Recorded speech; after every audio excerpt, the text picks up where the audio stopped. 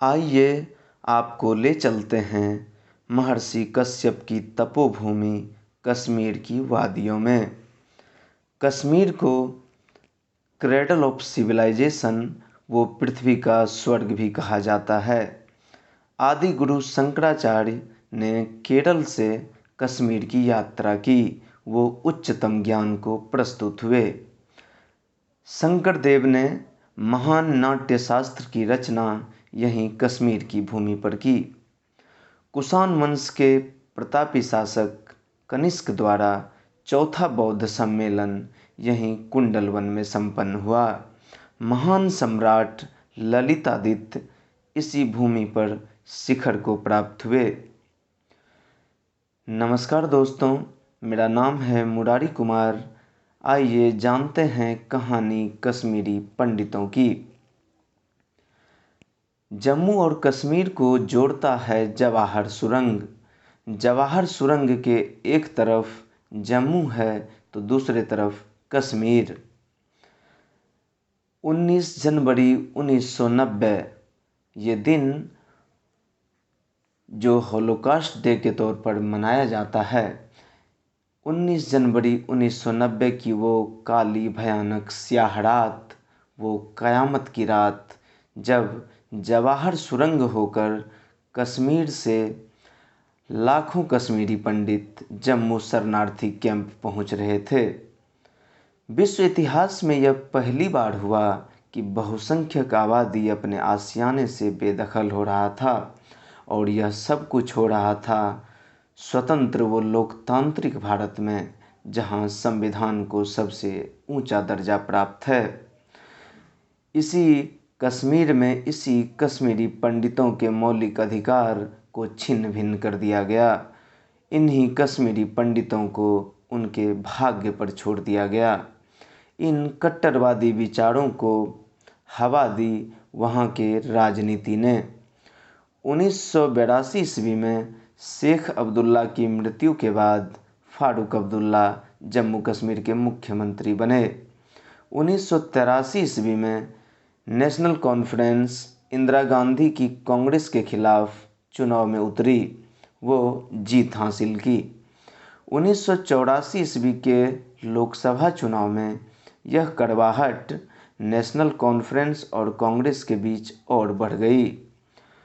फारूक अब्दुल्ला के जीजाजी गुलाम मोहम्मद शाह ने नेशनल कॉन्फ्रेंस के 13 वो कांग्रेस के 26 एमएलए लेकर सरकार गठन की। वो फारूक अब्दुल्ला को सत्ता से बेदखल कर दिया। इस सत्ता परिवर्तन का जम्मू कश्मीर के आवाम ने, वहाँ की जनता ने भारी विरोध किया। लोग सड़कों पर उतर आए। हिंसा का पहला मामला हमें 1986 ईस्वी में दिखाई देता है, जब तत्कालीन प्रधानमंत्री राजीव गांधी ने शाहबानों के केस में सुप्रीम कोर्ट के फैसले को पलट दिया था तथा बहुसंख्यक हिंदू आबादी को खुश करने के लिए अयोध्या में राम मंदिर के ताले खोले गए। इसी ताले खोलने के विरोध में अनंतनाग में कश्मीरी पंडितों व मंदिरों पर हमला किया गया। उस दौरान मस्जिदों पर भड़काऊ पोस्टर लगाए जाते थे। इससे डरकर सरकारी हिंदू कर्मचारी मास कैजुअल लीव पर चला गया। 1986 ईस्वी में ही माहौल खराब होने की स्थिति में गुलाम मोहम्मद शाह की सरकार को बर्खास्त कर दिया गया। वो पहली बार राष्ट्रपति शासन लागू हुआ। कश्मीर का माहौल खराब करने में एक महत्वपूर्ण कारण 1987 का विधानसभा चुनाव भी रहा। फारूक अब्दुल्ला ने कांग्रेस से हाथ मिला लिया, जिससे लोगों की नज़र में फारूक अब्दुल्ला कांग्रेस की कठपुतली साबित हुए।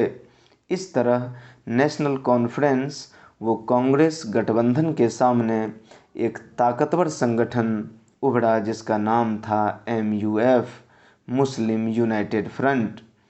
चुनावी नतीजा गठबंधन के पक्ष में रहा। नेशनल कॉन्फ्रेंस तथा कांग्रेस को 66 सीट हासिल हुई, जबकि 31% वोट प्राप्त करने के बावजूद मुस्लिम यूनाइटेड फ्रंट को महज 4 सीटें मिली।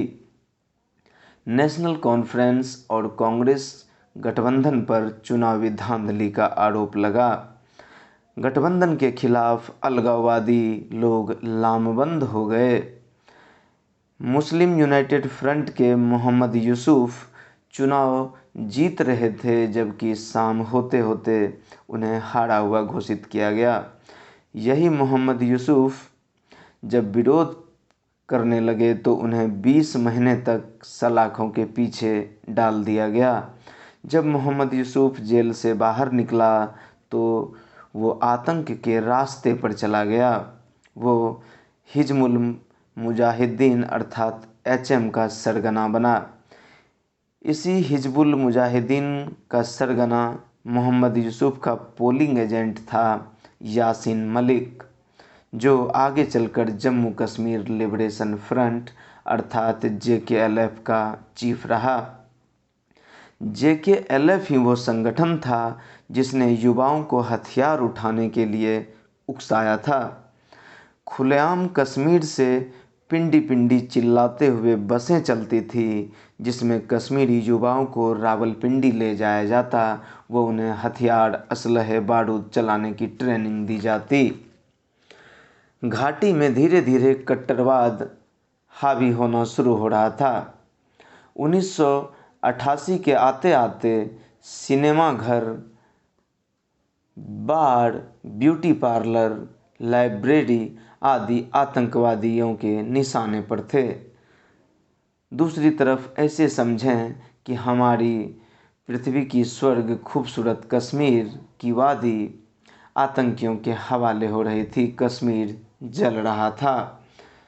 दूसरी तरफ आतंकवादियों ने इस्लाम खतरे में है का नारा दिया।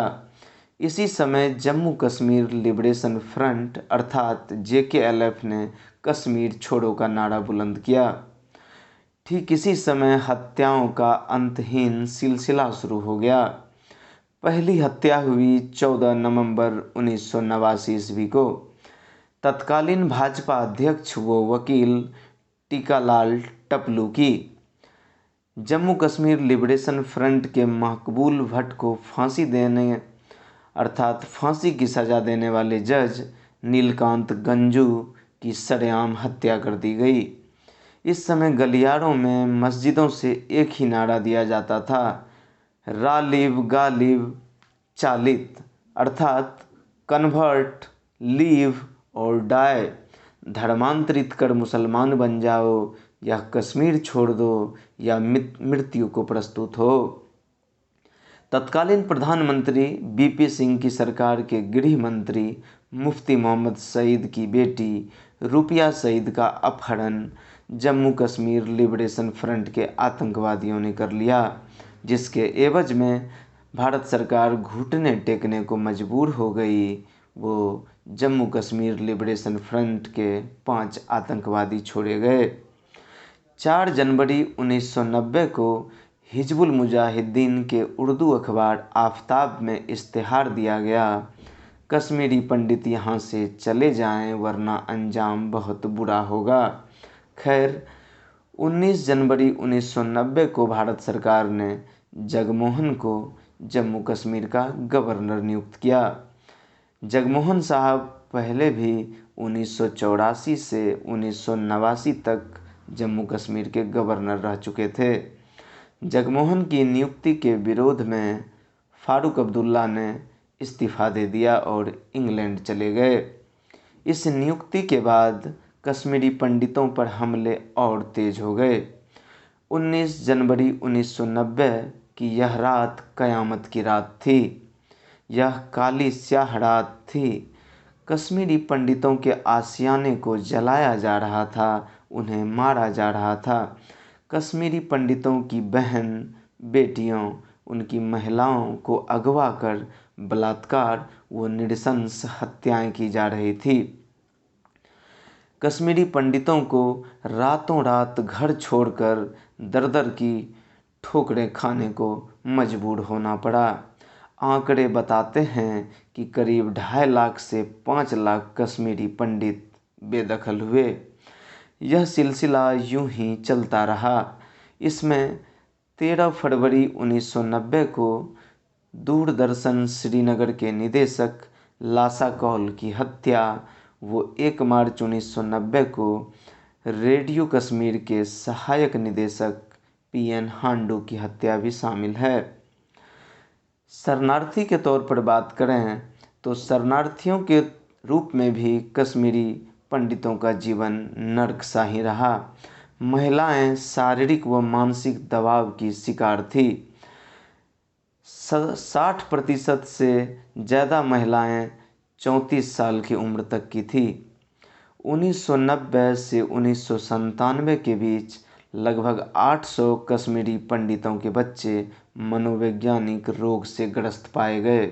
आप समझिए कि इन बच्चों के सामने, इन बालपन के सामने उनकी माँ, उनकी बहन, अन्य महिलाओं को शारीरिक यातनाएं दी गई, कपड़े तक उतार दिए गए, नग्न किया गया, बलात्कार किए गए। यह स्वतंत्र भारत में हो रहा था।